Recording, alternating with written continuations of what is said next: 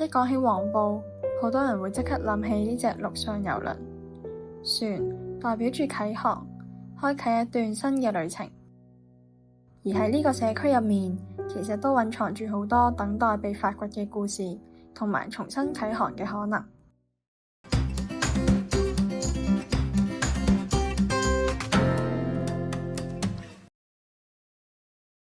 今日我哋帶大家嚟到黃埔呢個充滿活力嘅社區，一齊嚟發掘呢區嘅樂康故事啦！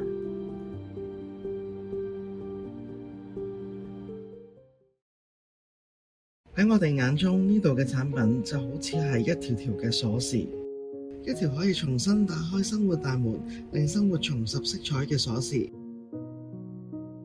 我仲好記得嗰日，有一位伯伯入咗嚟，佢話多年前中過風，雖然而家好返好多，但係膝頭哥成日隱隱作痛，行得耐就會冇力。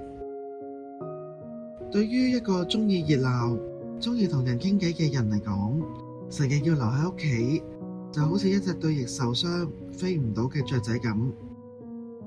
伯伯眼金金咁望住啲電動助行車，有啲猶豫咁講：姐姐，我想問下呢啲車仔難唔難控制㗎？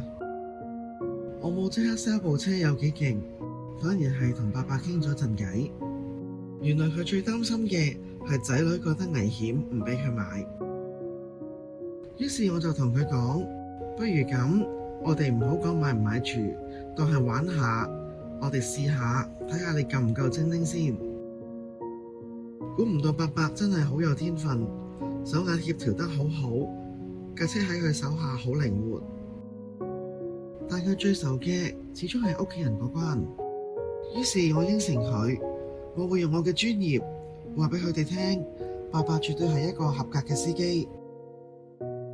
幾日後，伯伯帶埋阿女嚟，我同佢哋分析咗伯伯嘅視力同距離感，又示範助行車嘅安全設計，一放手就會即刻剎停，絕對唔會留前留後，而且速度可以校到好慢，同人行路差唔多。最重要嘅係呢部車可以俾返伯伯自由活動嘅能力，可以自己落街買份報紙，去揾老友記傾下偈，一份開心嘅心情，有時比任何藥都更加有效。望住伯伯揸住助行車嗰個滿足嘅笑容，佢嘅仔女終於都放下心頭大石。就係咁，伯伯就開開心心咁揸住佢部新戰車返屋企。自此之後，伯伯成日都會路過鋪頭，有時係買完餸，有時係飲完茶，都會專登嚟同我哋打招呼。望住佢由愁眉苦臉變返一個充滿活力嘅老友記，我哋成班同事都好開心。我哋賣出嘅唔單止係一部電動助行車，而係幫到一個老友記揾返佢失去咗嘅自由同快樂。